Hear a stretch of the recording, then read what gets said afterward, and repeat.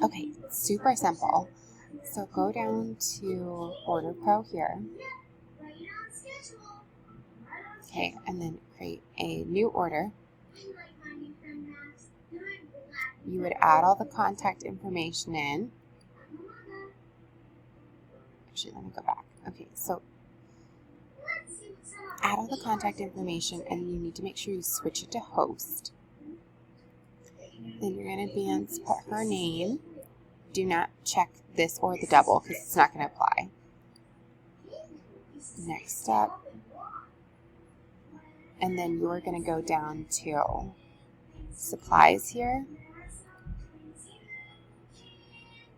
and find the one she wants, which I think was the plane.